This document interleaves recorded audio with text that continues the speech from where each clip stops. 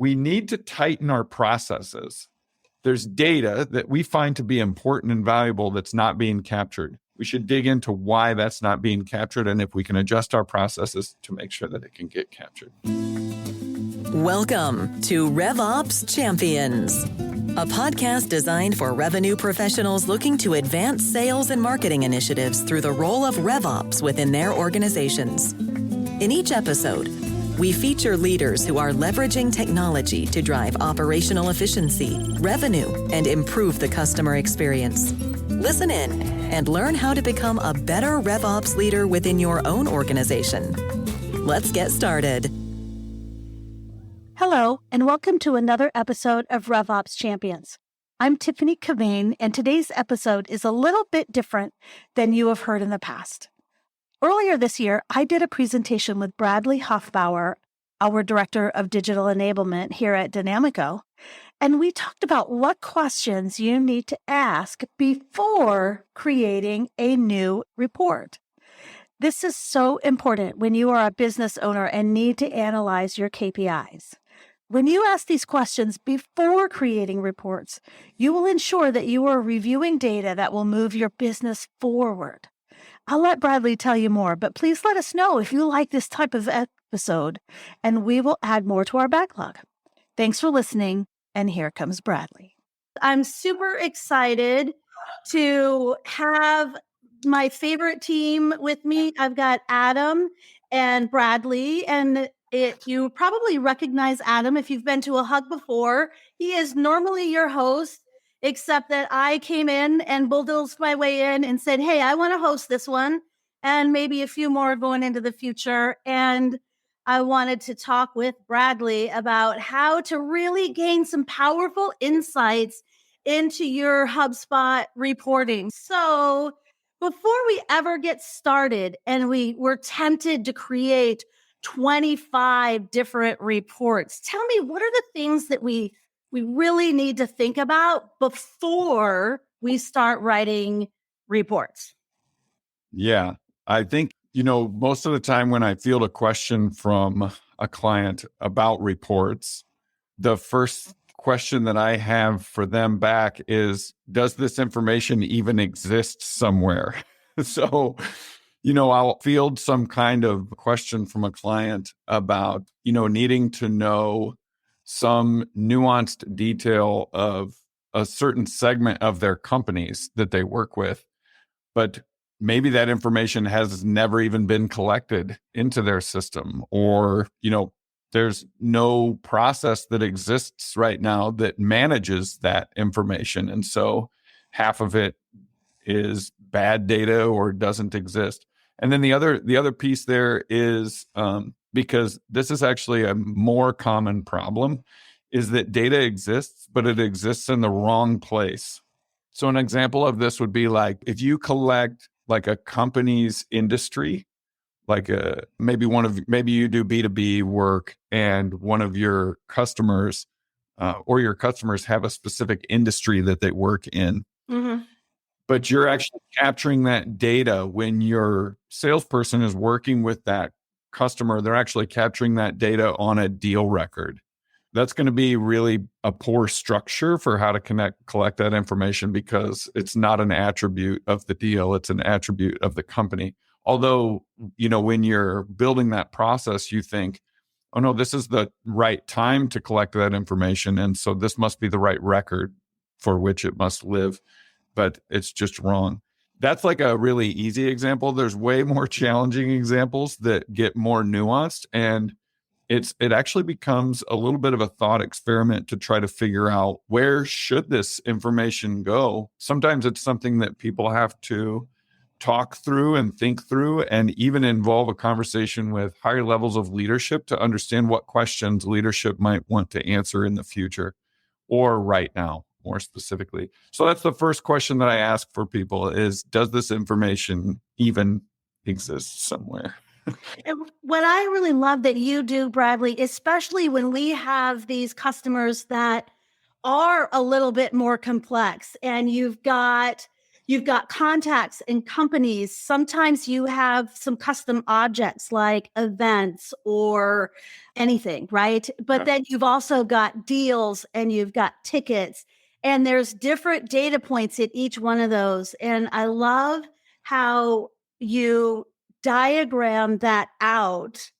We put our nerd hats on, which is so helpful. And we really get to know the data. And we have a diagram that shows the relationship between all of these different entities.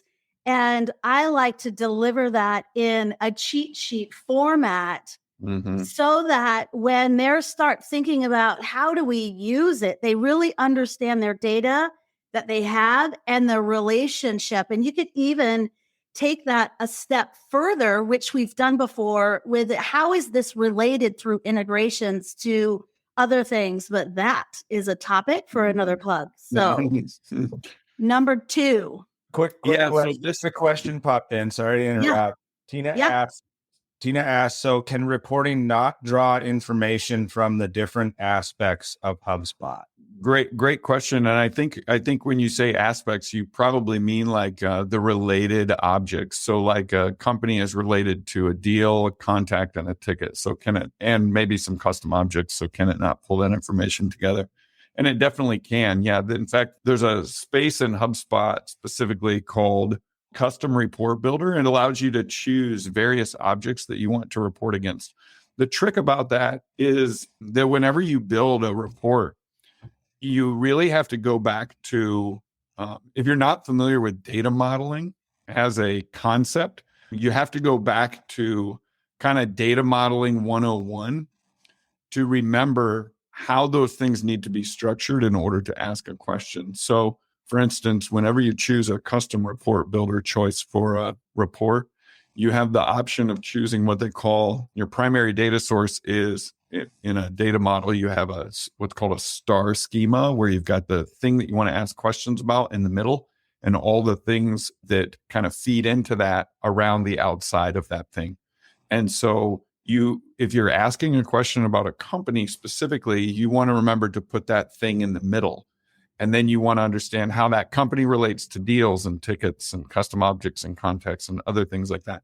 But if you're trying to ask a question about deals and you accidentally put the company object in the middle, now all of a sudden your report isn't going to work quite right, because you're trying to create attributes around what things are related to a deal. And actually you've selected that you've got your company in the middle. So yes, you totally can. But again, it comes back to that correct data structure. So hope that answers your question. But that actually leads me in, and I even mentioned this in number 1, does the data even exist? Number 2, are there defined work activities and processes for how the information is populated and managed? So some people say, well, yeah, all of our legacy data, we brought it in, and we had that information in all of our legacy data. Our old CRM, we paid, we bought a list, to do like a past data append, and we wanted to enrich all of our data. So we paid this third party to give us some information. But if that's not regularly updated, or if there's no process for managing and populating that data over time, it's really great the day that you perform the import. And then from that point forward, it's just falling apart. Mm-hmm. Yeah. And so we're trying to figure out, does the data exist? But then the second question that I always ask right away, okay, maybe it exists, but is there a process for managing and populating that data actively? So that's the other piece that you really need to think about with regard to data kind of prerequisite stuff.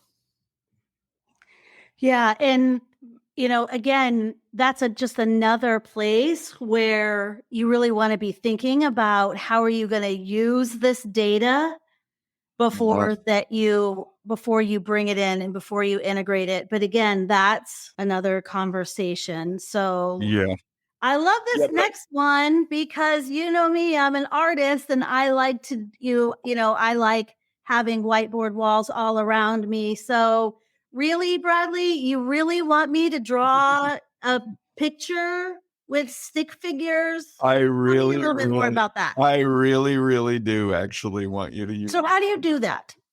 So I do it on a moleskin graph pad notebook. But no, when I talk to a client who requests a report, the first thing after I establish these two things is I say, okay, could you draw me a picture of what you want to see?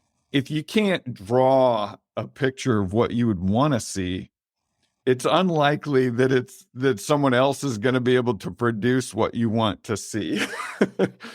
Now, I say that a little bit tongue in cheek because I want to put the onus of defining how someone is going to see information back on the person who's going to be consuming that information. If they really, really, really do not want to see a pie graph, then I need to know that. You know what I mean? If they just find pie graphs to be annoying, like just come out and say it, you know? But I think apart from that, it does kind of remind a person that like, yeah, okay, so what would I want? This is actually the key thing that I want to understand when I ask someone to draw on a piece of paper what they would want to see is to understand what their axes need to be. So let me give you a really good example. Great. You have two different directions someone could take an axis.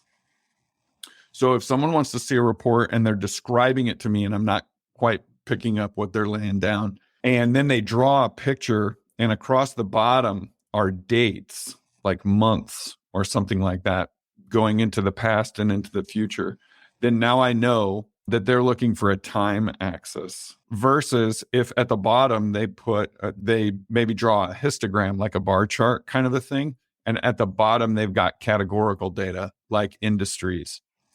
Those are two very, very different perspectives of information. One of them is a time perspective, and the other one is more of a snapshot perspective, typically, that slices information in a certain way, where maybe you've got a filter that's a time filter rather than necessarily having it on an axis. And so that's a key element of just kind of drawing that. And if a person even asks me, well, how would I draw it? That's an example that I would give them for how they would want to go with that.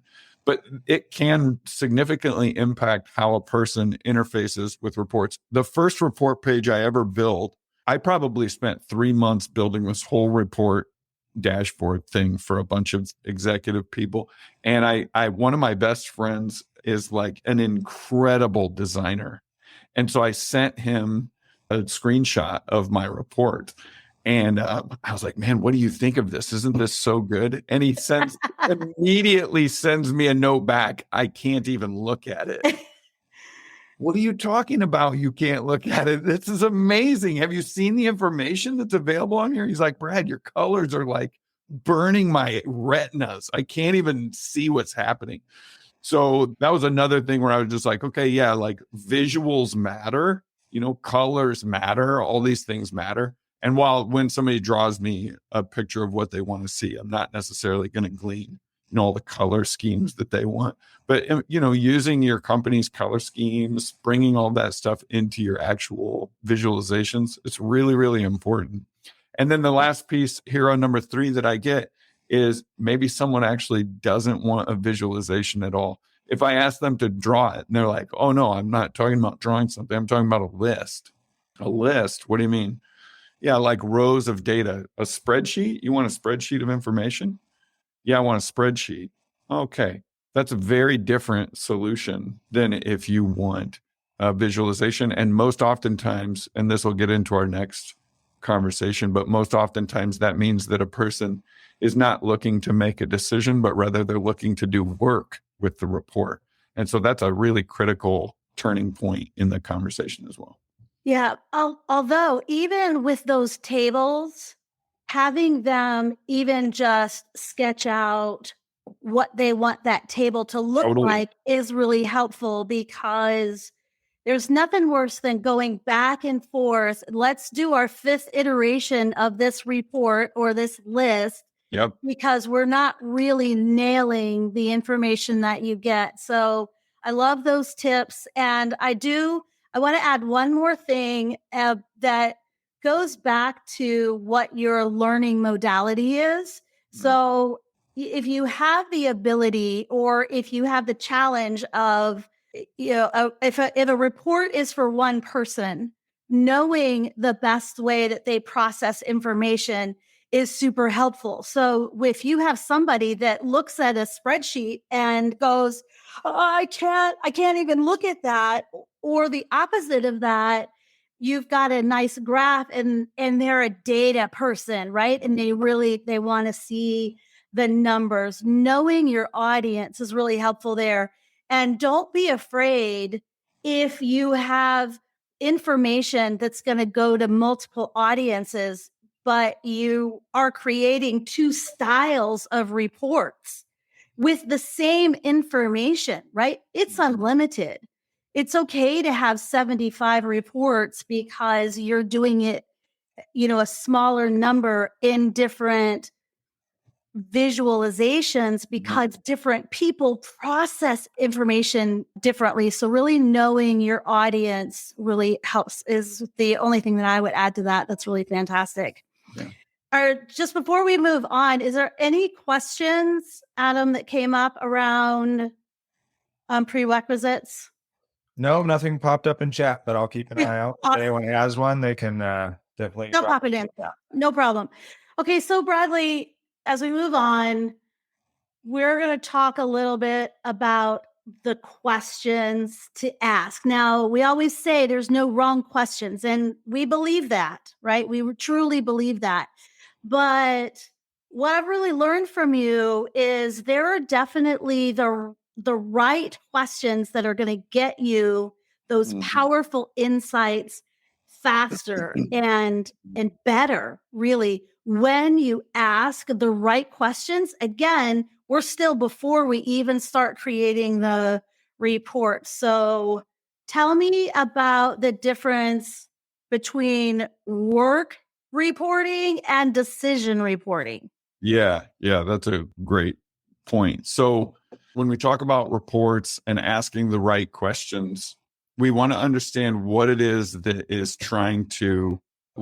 a person is trying to do because of the information. And so the way that I kind of split that apart is that what a person is trying to do could maybe fall into two categories. They need to make a decision or they need to do work. That's kind of like and decisions are work. So I don't want, all the VPs who are listening or something like that. Just calm down. Decisions are work. I know. But you know what I mean? Like you need to actually go make phone calls or you need to go do something. I want to do something for each one of these people on the list. Exactly. And that's more tabular. Yes. Than visual. It is more tabular. Yeah. Although there's overlap, right? And a lot of times senior leaders, like a lot of times we promote people because they were the best at doing something. And so then they get into a leadership role because they were the best person at doing their activity. And, sometimes they forget that even though they are the best and they're supposed to be setting the standards for what work gets done, first they might have to make a decision about that stuff first. And so when we talk about what decision questions to ask, the place that I try to drive people in this conversation is around causation. You're trying to understand causation, right? You're trying to understand another term people use for this, right? Business drivers. What are your drivers of business? Leading sales manager for American Express, buddy of mine, who was kind of over whole regions of the country, asked, we were talking about, sales volume and success. And it's like, doesn't matter, actually does not matter for every single salesperson that I've ever seen how much better of a conversation any one person has. Whoever made the most phone calls has the highest sales for that month every single time, no matter what. So this is a person who understands drivers, right? This is a person who understands their drivers. So he's going to want to see how many phone calls were made, right? And how many phone calls were made to unique customers or unique leads. That is causation of an outcome. And it's something that you can actually empower your team with to say, I can't go to my team and say, bring in more revenue. That's not something that someone has the ability to do, right? Right. I go to someone and say, make more phone calls. They actually have the power to do that, And so it empowers someone to have, dominion over the thing that can actually improve their progress toward a goal. So here with this, I break it up into these 5 different categories here: customer acquisition and conversion. So are we acquiring and converting a customer? And what are the things that cause that acquisition and conversion? So here we're kind of talking about marketing kind of levers usually, right? Right. Front door levers kind of things. Customer retention and satisfaction. A lot of times this is kind of on the backside. This is kind of your customer service team or your customer experience team or whatever. Revenue change. What is causing revenue change over time, right? Or within a specific campaign that you might be promoting a specific product. Is that causing revenue change? You might have just implemented a new process for some of your sales teams. Is that causing a revenue change up or down, right? So it's sampling and testing. Cost reduction. Did something that we do cause cost reduction? And then this last one, I think, is one that we probably ignore too often, but employee happiness, retention, and success. So are the employee, it's one thing if I say, oh yeah, phone calls actually, result in more sales for each salesperson, but then my sales team hates making phone calls. Well, then it's not really a great thing for me to come to the team and say, hey, make more phone calls, unless I'm going to make phone calls really fun somehow, So this can kind of lead into. And one of the wrong leads, it's no fun to make that. Or you're that's for sure. Right? You're just getting their voicemail. There's just nothing productive about that. Right. Give me that Glenn Ross list, baby. Give me that Gary.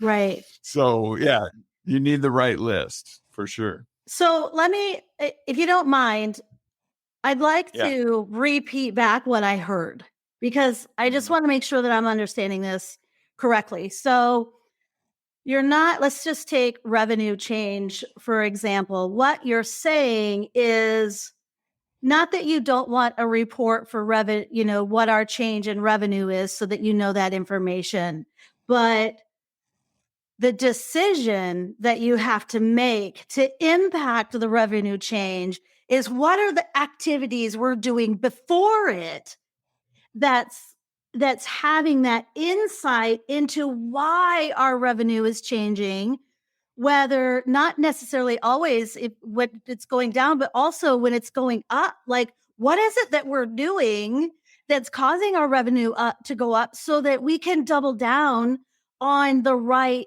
things, right? It's that powerful insight. Did I get exactly that? Right. Okay. That's exactly right. And if somebody is a visual person, like visual graph person, we are going to look at one of these later, but essentially it's a bar graph with time as an axis where you've got measurements of whatever it is that you're doing with a line graph behind it that tells you either the cause is the line graph or the outcome is the line graph. Yeah. So we'll look at one in a bit. Okay. Awesome. All right. So those are our decision-making reports. What about this? Like, I need to do work, Bradley. I need to call some people. Right. I need to send out more emails. Tell me a little bit more about that. Yeah. So the funny thing is, these actually aren't the same reports, even though it's the same list. Like, I don't get that. So give me an example. Yeah, right on. So my example that I just gave before of like a bar graph with a line graph behind it that tells you the outcome against the actual thing that you're doing, right? That's not something that I could hand someone and say, okay, go make more calls, right? Because it's not leading. It's actually trailing information. Right. It's trailing information that tells me what my leading indicator is. It's historical information that tells me what my leading indicator was a month ago or what it was, a year ago or something like that. But if I want to actually go do that work, now we get to your question around like, I got to have the right list in front of me. So customer acquisition and conversion, if we talk about this question, what report will support actionable work that's associated with customer acquisition and conversion? This is a marketing question. And so here we might want to be examining very specific campaigns and how they performed at acquiring new leads or new customers. We might want to understand activities that occurred. We might want a list of which activities we should be performing and against which customers. So rather than seeing like a decision-making report that tells me what was the cause or what was the outcome from a certain cause, now I actually need to know who is the group or what is the list of things that I need to do and who to do it with in order to make sure that that thing continues. You see what I'm saying? And so the reports can be built maybe somewhat similarly to one another, and HubSpot actually has this really great functionality on their reports where if you click on a visualization, it brings up the data in a list that sits behind the actual information. Yes. So that actually within HubSpot specifically, and there's some other visualization tools in the market that do this as well. When you click on the visualization, it actually brings the data to you, shows you, here's the data that's underlying. In some cases, that might actually support the work. But in other cases, you might have to build a separate report for an individual who needs to go and actually do that work. So that's what I mean by this is what work questions do we need to ask? Another one might be like, or another way to frame this might be thinking about who needs, who meaning which customers need which kind of next contact or next action, right? That's the kind of meaning that I put there. So, and for a manager, it might be that they actually do want that in a decision-making report where they can segment that group out and say, man, Susie does really great with this kind of customer, so I'm going to give her this list. And Billy does really great with this kind of customer, so I'm going to give him this list. So they may want to segment that report a little bit, but then they want to actually use it to go do work. Okay, now, without going too far down a different path, you did use the word list instead of report. So give me just 2 sentences on when you would actually use a list to show this kind of actionable work versus a report. So the problem with answering that question is that in our world today, people in the general public consider a report to be a list and a list to be a report because we're so used to using Excel to do pretty much to solve every problem. And so we basically just say, well, if it's in a spreadsheet, it must be a report. When actually we're talking about a list or maybe a pivot table or, something like that we have learned while we've been in the business market. And we are trying to basically say, yeah, that's always a report. So because that's a generic term, but then when you get into an actual reporting solution, like a software that is specifically built for reporting, it's typically focused on visualizations, right?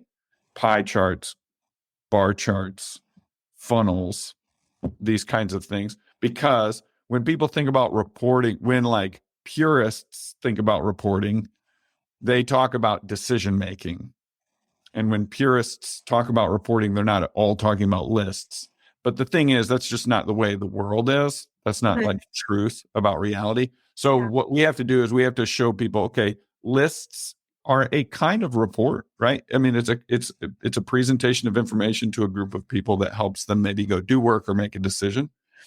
And visualizations are that thing too. What you have to know when you're using HubSpot is just that those two things are in different places and they don't call them both reports. They call the visualization one report. Right. The other one a list.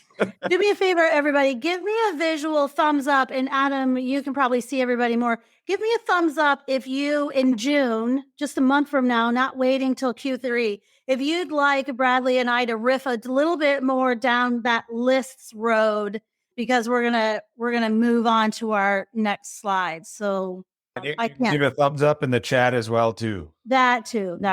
If you're not if you're not on video. We're getting quite a few yes pleases and Emmanuel with 3 thumbs up. So he really wants it. Nicole, Okay. All right. We'll plan that for June.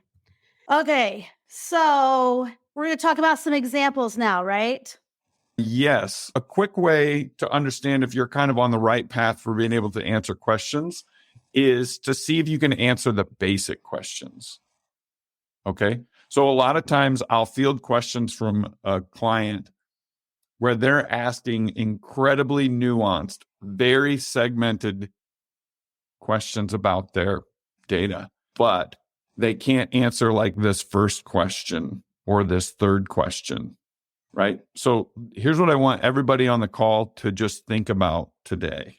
Okay, here we go. Last month, in the month of April, do you have access to the information, easy access right now to the information about, number one, how many people looked for your product or a product like yours?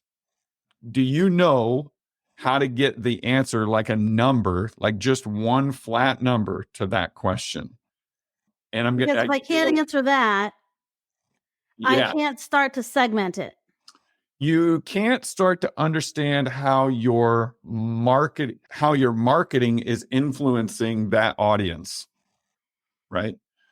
So this is a question for your CMO, right? Or this is a question that your CMO should be able to answer, or that some person in marketing should be able to answer. And it has to do with SEO and market research, and the tools that you would use in order to answer this question probably are something like Google Analytics.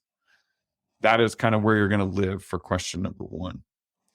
Question number two, how many people came in your front door, right? Or another way to look at this is like, I try to sometimes figure out whether internet shopping is more like window shopping or if it's actually popping in the store. I tend to think that it's actually more like window shopping, right? That you're walking by the store and that you're looking in the window. So how many people came in your front door? How many people looked in your window? This is essentially like, it's marketing part 2. So marketing part 1 is like SEO market research. It's usually a black box that people don't understand. So they just put a CMO in charge of it. And they're like, I don't know, figure it out. Then they go on to part 2 though. And there's a little more tactile feeling to it. How many website visits did you have? How many ad clicks? How many calls, chats, emails, physical visits, and blog visits? So this is one that you should be able to answer. If you're using HubSpot and you have installed the tracking code into all of your pages on your website, and if you're utilizing HubSpot's ad solutions, and if you're using HubSpot's form submissions, and if you're using HubSpot's blogs and all of this stuff, you should be able to answer this question within HubSpot itself. Then question number 3, how many people made contact with a salesperson? So can you just say last month, how many customers made contact with a salesperson last month? Could you say that? Do you know what that number is? Number 4, how many unique customers made a purchase last month? And then number 5, how many people became a new customer last month? So these are just, and this isn't like an exhaustive list or anything. This is like me, in 30 minutes thinking of the top, questions I would ask as most basic. If you can answer these questions, then you're ready to start asking the next level of question, which is segmentation of this information. So if you don't know what that means, segmentation of this information, you're basically saying, so let's take number 4, for example, how many unique customers made a purchase? So let's say you can answer that question. Now your next question is, okay, what kinds of customers were they? So now we're talking about segmentation of data and not just like the raw data itself. And so that's where you're ready to run. That's exactly right. You got to walk before you can run. If you can't answer that question, then spend some time building some reports to figure out if you can answer. If you still can't build a report that can tell you the answer to that question, I would wonder about back to that prerequisite. Does the data exist? Is there a process in place that manages it and collects it? And could you draw a picture of what it is that you're trying to put on a screen? Most of the time, if I get stuck making a graph, after a few minutes, I'm like, I don't even know what I want this to look like. Yeah. I don't even know what I'm doing. I'm just like goofing around in the report engine. I don't even know what I'm trying to get it to look like. So it can help to have a target. And sometimes that happens to the people who are asking us for the report. They don't necessarily know what they're looking for either. So my pro tip here, right, is to take these things that will all be available with a PDF for you, become the expert in powerful insights that's coming out of your HubSpot. That is going to position you individually as not only your HubSpot expert, but the person that, oh man, I want to know this. I'm going to go to this person. They know these really powerful insights. Give yourself that gift. Yep. That's right. So let's actually jump into a couple of examples with this, because there's actually some of these that I have for people and some from the last page that I've created, and I just want to share with people. So I just want to thank FileWave. They're one of our clients. They gave us permission to share some of these reports that I created from their system. So we've been doing some work with them over the last year or so. And so, I was able to just provide a few of these report examples. So the first one that I want to provide is I want to answer that basic question, right? Of how many, so I want to focus on question number 4 for this example. Can you guys see this okay? This is coming through? Yep. Fantastic. So I want to focus on question number 4, just how many customers bought something from us. This is a B2B business. And so this is a report that I created that just shows a breakdown of how many total companies made a purchase. So they had a win in the past quarter. And so 313 right here at the top, you can see this. And then I've gone on to stage 2. So I can answer the question, how many customers bought something from us? 313. So now I can go on to the next question, which is, okay, what kinds of companies were they? So here we get education, enterprise, healthcare, public, K-12, higher education. This is a segmentation property that this organization, FileWave, has defined as being important within their sales process. Now, one thing I want you to see here, 45% of their companies don't have a value for this property. So while I can answer this first question of 313, I actually can't answer the second question of what kinds of companies are buying things from us or have bought things from us in the past quarter. Now, because I can't answer that question, my suggestion would be, now it's time to talk about what is the process. But we go back to that slide number 1. Does the data exist? Yes. Is there a process in place that can manage and keep track of that information? Yes, but it's not being utilized properly because this isn't old data. This is customers that bought something in the last 3 months. So it's at this point that a leader could say, we need to tighten our processes. There's data that we find to be important and valuable that's not being captured. We should dig into why that's not being captured and if we can adjust our processes to make sure that it can get captured. Does that help to understand kind of that first level of importance?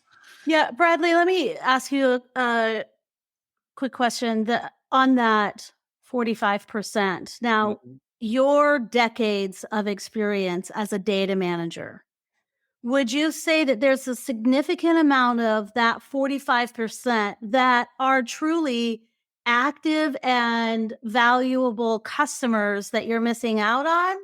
Or is that the 45% that we're just window shopping and going? That's a great question. This is a report of customers that actually made a purchase in the last quarter. Got it. So definitely yes. Well, this is definitely these are active customers with a deal. You're like, if you don't have this information, you want to know this. You should know this. These are people who are buying from you. Okay. They're paying you money, so they're willing to give you some information about their business. Great. Perfect example of textual information that we can easily skip over. Yeah, right on. Because our eyes are drawn to this pretty pie chart when you're a visual artistic learner. Right. And to call out kind of my point before, this is this point where you can click on, one of these pie charts, and it's going to bring up the underlying data behind that information for you so that you can dig into, okay, well, now I know, now maybe there's work to do. So now this report maybe says, okay, hey, sales team, I need you to go through this list of companies. And if you know what their industry is, I want you to go and fill it in on their record. So now you can click into this, you can click on the company name, and you can fix that data point if you know it. So, or you could create a list from this report, and you could, send some kind of survey email to them and say, hey, what kind of industry would you say that you're in? And give them a pick list to choose from or something like that. Could be some kind of survey that you send to them post buy, right? Or you could frame it that way so that you can get your information. Okay. Love it. All right. Yeah, that's the first one. The next one, it was like question number 5 on there. New companies who've done, so people who are new customers to your business right now. So this was companies with a win. This is new companies with a win. So there's 21 in the last quarter who had a win. And so here I see only 5 of the new customers were missing that valuable piece of information about industry. So this might tell me, oh, maybe it's legacy customers who are missing that information, right? It's actually our sales process is not as messy as we thought it might be, because most of our new customers have this information filled in on their properties. We only have 5 out of 21 that are missing, but maybe it's actually some of our historical data. So maybe we do need to go back and do some cleanup of information from the past. So this is just another valuable data point that you can bring out. So this was a super easy report to build. I'll just kind of show people what this report was. This is a single object report. So when you go into the report builder, you're given these options, which this menu looks brand new today. It didn't look like this yesterday. So that's really fun. And you would choose single object. And so that's how I got to this screen right here was a single object. And I chose companies. And for a company, what I chose was count of companies. So number of companies. I wanted to see their organization industry. And I wanted that information to be filtered by the date that they had a most recent closed won deal and the date that they became a customer. So those were the 2 properties that I was using in order to filter the information by. I filter the information by the recent close date is this quarter so far. So that means they had a closed won deal this quarter and they became a customer this quarter. So this is how we get to, yep, these are the new customers for this quarter. If I just delete this filter, you can see it gives me that graph that was the first graph that I had. So I really just took that same chart and then I just added an additional filter, which became a customer date. Hey, everybody, put in the chat real quick. Tell me how many of you are comfortable enough in this module of HubSpot that you could do these basic reports. Or just give me a thumbs up. Or keep going, Bradley. Or a thumbs down. Or a thought, right? A thought, yeah. Good point. That's great. That's great that people feel good about this space right here. Awesome. So then there was one other report that I wanted to show, and that was kind of a more complicated report. And I don't necessarily love the information that's behind this, because when I created this report, it caused me to think that maybe we don't necessarily know what's causing I wasn't able to actually figure out what the cause of closed win or the best cause of closed win is related to activities. But before, when I was talking about a bar chart with a line graph behind it to show you the cause and outcome for things, this is exactly what I was talking about in that thinking. Is you've got a list of this is a list of sales activities by activity type. So we've got calls, emails sent, emails replied to, meetings, notes created, and tasks created.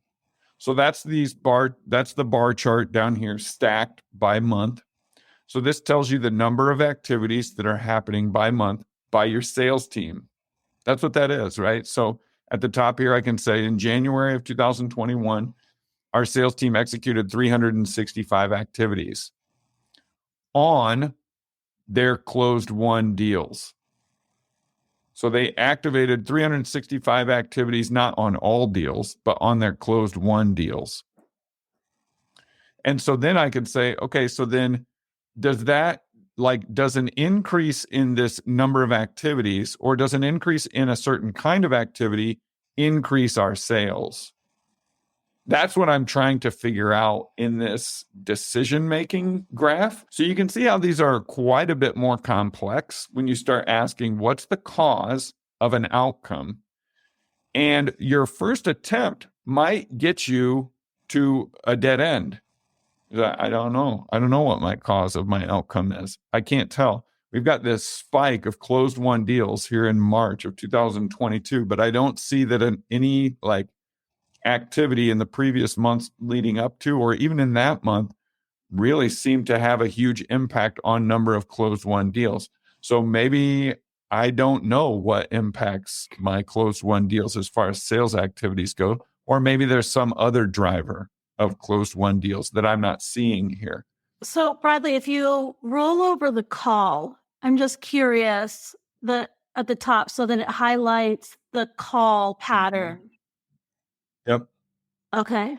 I was just looking at the order. Yeah. Maybe it was the notes. So one thing you can do is you can deselect things and then only look at one kind. Oh, wow. I didn't know that. Look at what you just did, Tiff. Look at this. Okay, so this is Bradley. This is actually pretty interesting. Now, I don't know if it's a driver or if it's a tailing, it's the flip. But what we can see here is that calls and number of closed won deals has a very coordinated relationship here.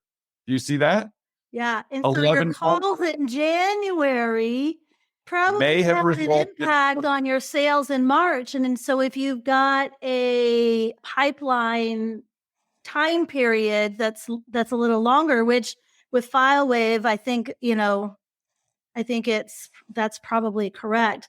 The reason I wanted you to pull that out is when you're looking at all of it, right? The percentage of the aggregate numbers, right? It was 11 calls, but then you're looking at this tall, 750, right? So that 11 out of 750 didn't show you much. So when you look at them individually, it changes that axis and will helps you view changes. So even though it was 11, those were probably 11 pretty dang good calls. Yep.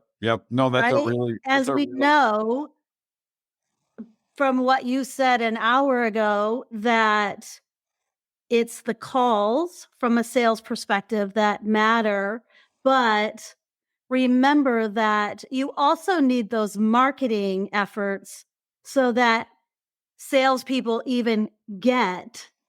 So if you look at that lead up of emails that result in 21 resulted in calls in the middle, which resulted in this spike, right? So that it is interesting, right? And so this is what I mean around trying to, you have to really think of yourself as a detective in some of these circumstances. That's my point. Yes. Right. Yes. You're Sherlock Holmes, and as a leader is not going to just be presented with the information and the information instantly answers their question. That's not what a leader does. That's not what a senior business person does. You are a sleuth. You are trying to uncover what is the cause of this outcome over here. Mm-hmm. And so reports are just one of your tools, and the data is the evidence. And so you need to try to put that stuff together and figure out a way to make it visually helpful and stimulating so that not just you understand that, but so that you can pass that information on to the rest of your organization. See, calls influence sales. Yeah. But everybody might be like, well, of course calls influence sales. And you're like, Right. no. There's like a direct correlated relationship to calls and sales. We need to give our sales team call goals first, right? That's that whole marketing sales SLA, right? And being really specific about it. Marketing is going to commit to, I'm going to get you this many leads. Yep. And then sales is going to commit to, great, I'm going to call this many people. And that relationship between the two is the magic that creates these spikes. And Bradley's not going to toot his own horn, but that March 22 spike was after Bradley spent 6 months with this company. Now they're a global company, right? They're all over the world. So 6 months is actually the amount of time that it took to get through all of their teams. But high five to you, brother.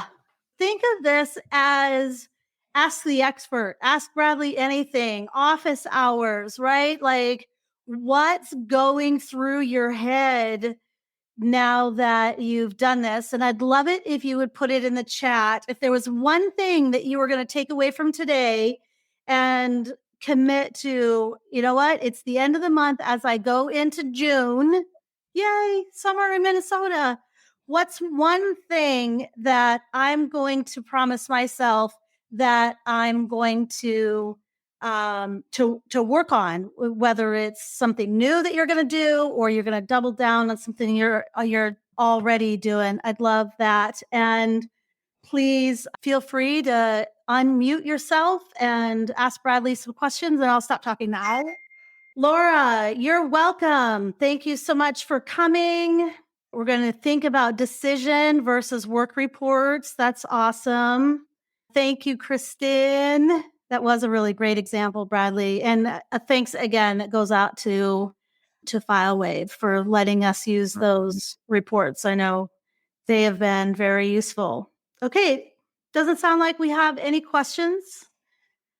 So we're going to end on time. I love doing that too. I appreciate everybody. We'll let you know about when we're going to dig into lists in June. And as soon as we know details on the Q3 hug, and everybody cross your fingers, in person. We have this beautiful building here in the North Loop of Minneapolis, and we would love to have everybody over, and we'll see you then. Thank you. Bye. Thank you for checking out this episode of RevOps Champions. This show is powered by Denamico, a HubSpot consulting firm, helping businesses level up the technology systems that power their ability to scale. If you enjoyed what you learned in this episode, make sure to follow RevOps Champions wherever you listen to your favorite podcasts. Or visit RevOpsChampions.com to get immediate access to all of the latest episodes.